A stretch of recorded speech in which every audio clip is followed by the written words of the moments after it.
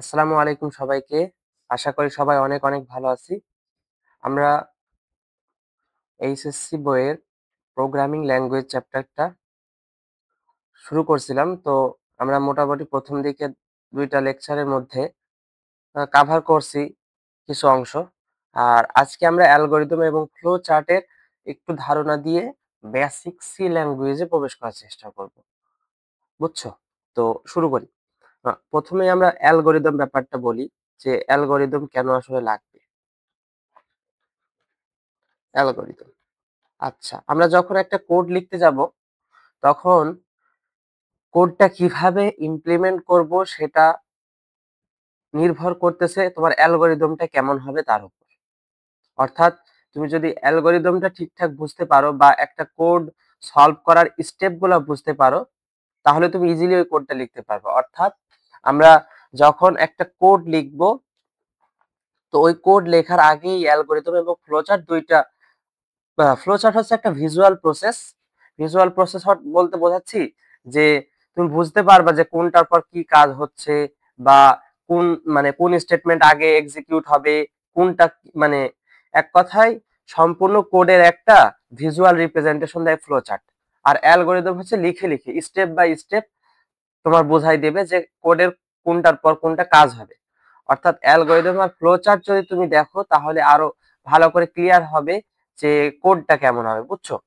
তো অ্যালগরিদম যেহেতু আমরা একটা জাস্ট উদাহরণ দিলে বুঝতে পারবো যে একটা প্রসেসের অ্যালগরিদম কি কি হতে পারে। যেমন তুমি একটা চিন্তা করো যে তুমি এখন বাসা থেকে সকাল হয়েছে, তো ১০টার সময় তোমার স্কুল, তুমি এখন স্কুলে যাবা। তো স্কুলে যাওয়ার ২টা অপশনের বেশি না নেই, মনে করো ২টা অপশন। এক হচ্ছে সাইকেল, আর একটা হচ্ছে তুমি রিক্সায় করে যাবা। ২টা অপশন আছে। এখন সাইকেল কিভাবে কখন যাইতে পারবা? দেখো, যদি হচ্ছে তোমার বাইসাইকেলের কন্ডিশন ভালো থাকে, মানে এক কথায় সাইকেলটা ভালো থাকে, তোমার সাইকেলে পাম্প থাকে বা হচ্ছে সব দিক দিয়ে সাইকেল ঠিক থাকে, তাহলে তুমি সাইকেলে করে যেতে পারো স্কুলে। আর যদি ওইগুলো ঠিক না থাকে, তাহলে তোমার কি করতে হবে? রিক্সায় যেতে হবে। তাহলে প্রথম কন্ডিশন হচ্ছে আমার আমার বাইসাইকেলটা ঠিক আছে কিনা সেটা আগে চেক করা লাগবে। তাহলে স্টেপ 1 যদি বলি আমি, দেখো স্টেপ ওয়ান আমি দেখব যে ইজ দা বাইসাইকেল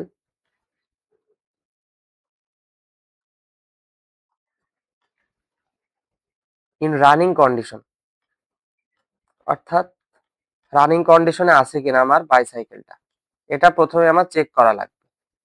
আচ্ছা, এটা চেক করার মাঝে দেখো আমরা এখানে আরো কিছু লিখবো।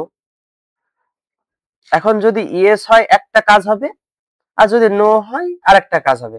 মনে করো এই bicycle running condition is this condition, আমি বলি যে ইফ দ্য অ্যান্সার ইয়েস, যদি অ্যান্সারটা সঠিক হয়, মনে করো বাইসাইকেল ঠিক আছে, তাহলে এখানে এখানে ২টা স্টেপ আছে।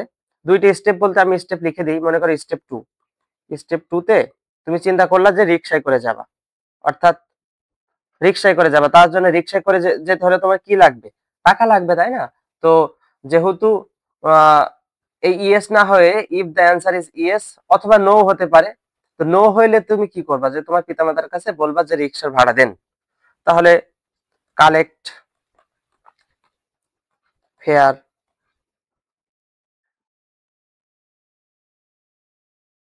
ফ্রম প্যারেন্টস, তাই না? কিসের জন্য ফেয়ারটা নিলা? ওই যে রিক্সায় যাবা, রিক্সায় যেতে খরচ হবে এই জন্য। আচ্ছা, স্টেপ 3 কি? তুমি ফেয়ার পেয়ে গেছো, মনে করো কালেক্ট করেছো, তাহলে এবার তোমার হায়ার করতে হবে রিক্সা, তাই না? তার মানে গেট অন এ রিক্সা, রিক্সায় উঠবা অ্যান্ড স্টার্ট ফর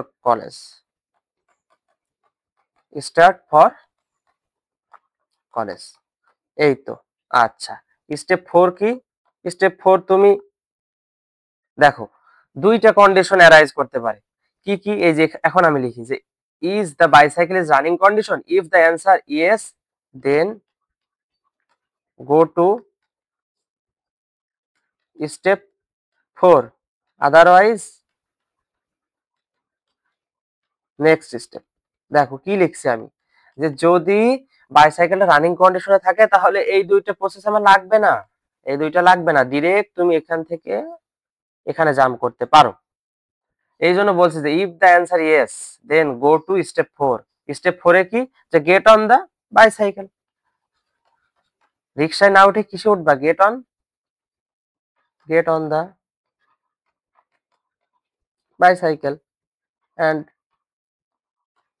স্টার্ট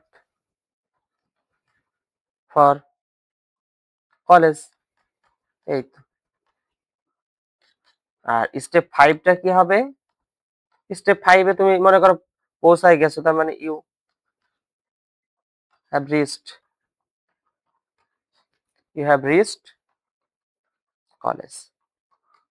দেখছো তার মানে ব্যাপারটা কি হচ্ছে, যে আমি একটা সম্পূর্ণ একটা প্রসেসটাকে আমরা অ্যালগরিদমের মাধ্যমে কয়টা ঘটনায় ভাগ করে নিলাম স্টেপ ওয়াইজ কাজটা করার জন্য। অর্থাৎ প্রথমে আমার উদ্দেশ্য ছিল আমি কলেজে যাব, তো কলেজে যাওয়ার জন্য দুইটা প্রসেস আছে, একটা হচ্ছে বাইসাইকেল, একটা হচ্ছে মনে করো রিক্সা।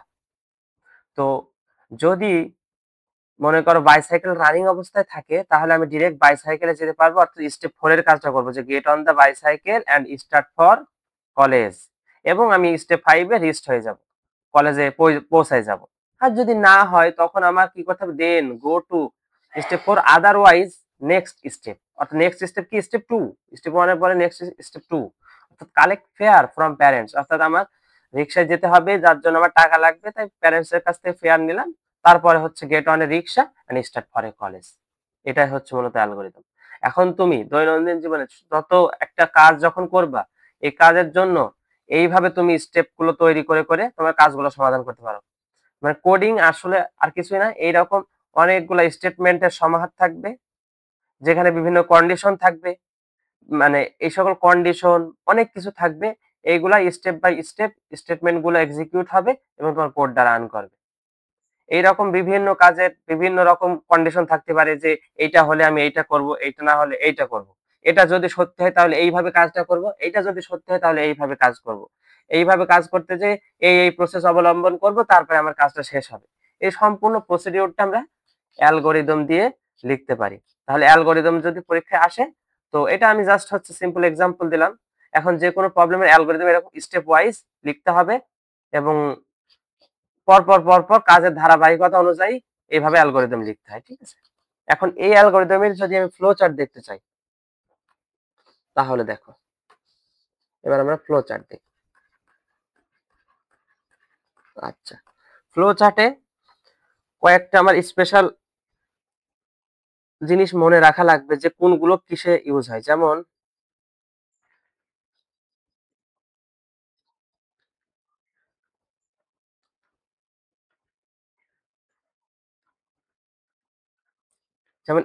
এটার মধ্যে আমরা সাধারণত start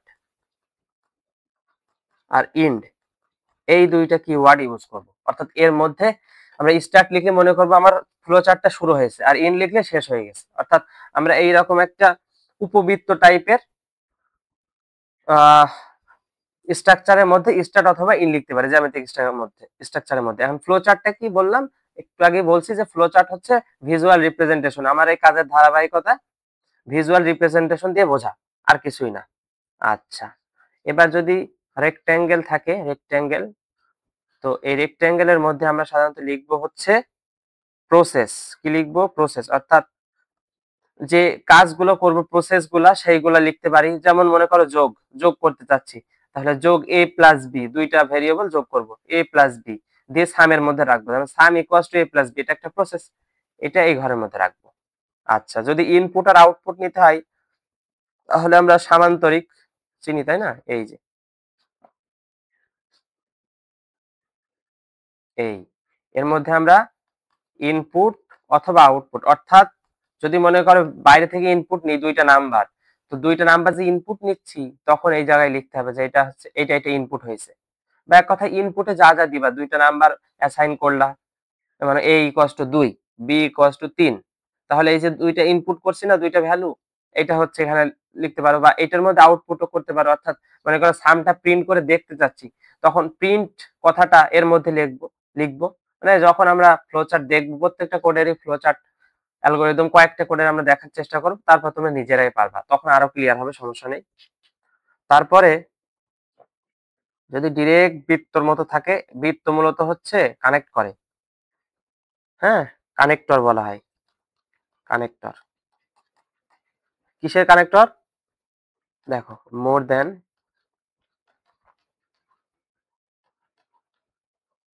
one flow connected together, অর্থাৎ একটার বেশি ফ্লো গুলো কানেক্ট করতে আমরা এটা ইউজ করব। আর অ্যারো, তো অ্যারো হচ্ছে মূলত কোথা থেকে কোন ডিরেকশনে যাচ্ছে সেইগুলো নির্দেশ করে, এগুলো হচ্ছে মূলত অ্যারো। এই, ঠিক আছে। এবার যদি আমরা উপরে যে ঘটনাটা ছিল ওই ঘটনাটার ফ্লো চার্ট তৈরি করি, দেখো ফ্লো চার্ট আর অ্যালগরিদম একদম সেম টু সেম, জাস্ট হচ্ছে এবার আমরা কিছু ভিজুয়াল করতে পারবো, যে দেখো প্রথমে আমার ফ্লো চার্টটা শুরু করতে হবে, তার মানে প্রথমে আমরা এই যে এখানে আমরা লিখতে পারি স্টার্ট, এই যে আমার শুরু হইলো, তার মানে এই যে এইরকম উপবৃত্তর মধ্যে কোনো কিছু থাকা মানে হয় স্টার্ট হবে না ইন্ড হবে, এই যে স্টার্ট দিয়ে শুরু হইলো। এবার দেখো এরপরে এই যে তীর, এটা দিয়ে বোঝাচ্ছি আমরা নিচের দিকে যাব। আচ্ছা, প্রথমেই আমি কি করছিলাম ওখানে দেখো তো, স্টেপ ওয়ানে একটা কন্ডিশন চেক করছিলাম, কি করছিলাম, কন্ডিশন চেক, ও একটা মিসিং গেছে, মিস হয়েছে যে এটা, এই এই এই আর এই, অর্থাৎ এইটার মধ্যে আমরা কি করব, এটা হচ্ছে ডিসিশন অথবা কন্ডিশন বলতে পারি, অর্থাৎ কোনো কন্ডিশন চেক করার জন্য আমরা এর মধ্যে লিখব। তাহলে দেখো তো আমরা প্রথমেই কন্ডিশন চেক করছিলাম যে is the bicycle in running condition, তাহলে আমি ভিতরে লিখতে পারি এই জায়গায়, আচ্ছা আমি আগে লিখে নিই তারপরে এটা দিই, যে ইজ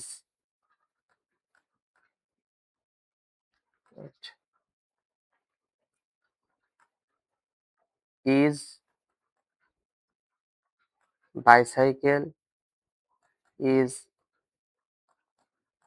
রানিং কন্ডিশন, এই যে এই যে একটা আমি কন্ডিশন, যেখানে ইয়েস নো আসবে সেখানে এই যে ডিসিশনের এইটা, যেখানে ইয়েস নো হওয়ার একটা চান্স আছে। তাহলে দেখো এটা আমরা কার মধ্যে দিব, এই যে এটা, এই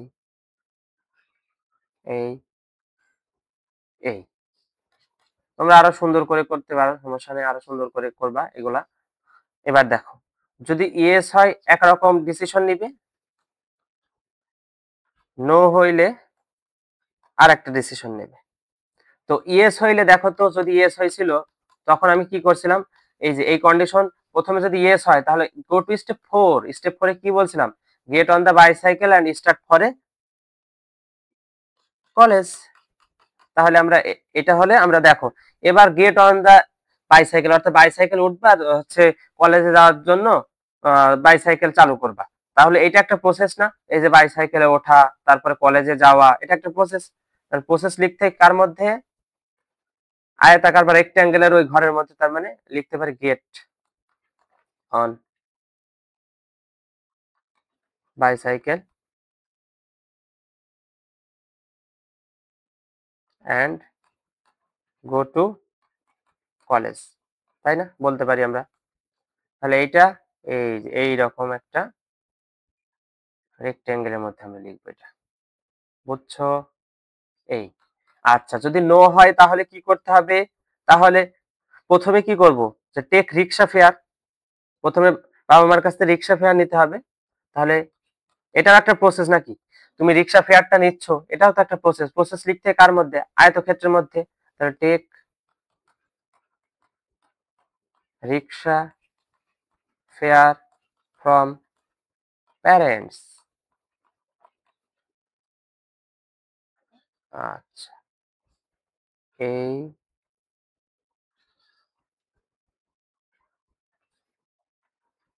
এই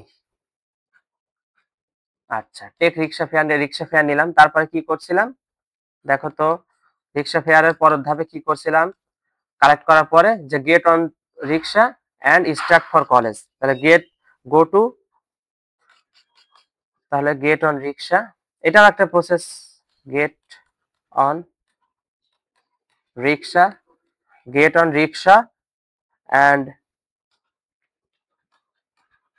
go to college, অর্থাৎ কলেজে যাওয়ার জন্য আমরা রিক্সায় উঠলাম এবং কলেজে গেলাম। তো এটাও একটা প্রসেস, তার মানে এটাও রেক্টেঙ্গেলের মধ্যে রাখতে হবে। এই আচ্ছা, এর পরের ধাপে কি হবে? আমি পৌঁছায় যাব, তাই না? তাহলে বলতে পারি reached to college। এখন দেখো, রিস্ট হইতে পারে দুই জায়গা থেকে, যে রিক্সা থেকে উঠেও আমি হচ্ছে পৌঁছায় যেতে পারি, আবার বাইসাইকেল থেকে উঠেও পৌঁছায় যেতে পারি। তার মানে এই যে দুইটা দুইটা জায়গা থেকে আমার ওয়ে আছে, মানে দুইটা ওয়ে এক জায়গায় করতে হলে আমরা ওই যে কানেকশন যেটা শিখলাম, এই যে উপরের দিকে কানেক্টর, মোর দেন ওয়ান ফ্লো, অর্থাৎ দুইটা ফ্লো হয়েছে, দুইটা ফ্লো এক জায়গায় করতে আমরা কানেক্টর ইউজ করতে পারি। কিভাবে? এই দেখো,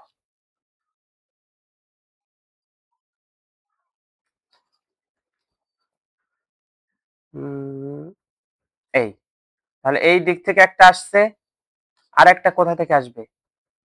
এই দেখো, সরি,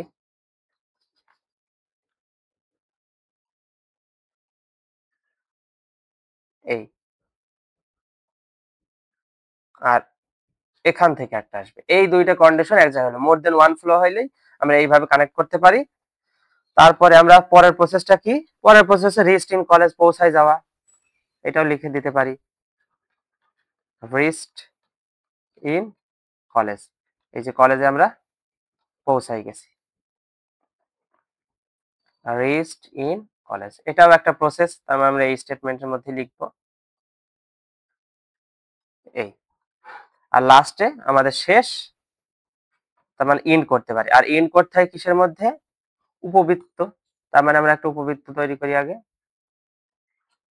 এই ইন্ড। এটাই হচ্ছে ছিল আমাদের প্রসেস, বুঝছো? তাহলে অ্যালগরিদম আর ফ্লো চার্ট আমরা এইভাবে অ্যাপ্রোচ করব। আর ইন্ডিভিজুয়ালি ভাবে যখন আমরা কোড করব, তখন তো আমরা প্রত্যেকটা কোডের এগেইনস্ট অ্যালগরিদম ফ্লো চার্ট যে কোনো একটা দেখার চেষ্টা করব, সমস্যা নেই, তখন আরো বেশি বেশি ফ্লো চার্ট অ্যালগরিদম লিখতে পারবা। আর মেন কথা হচ্ছে অ্যালগরিদম ফ্লো চার্ট অনেক গুরুত্বপূর্ণ, যত কোড করবা তত হচ্ছে ফ্লো চার্ট অ্যালগরিদম সামনে আসবেই। আর ফ্লো চার্ট অ্যালগরিদম দিলে তুমি আসলে বুঝতে পারবা যে কিভাবে আর কি কোডে এক্সিকিউশনটা হচ্ছে, বুঝতে পারছো?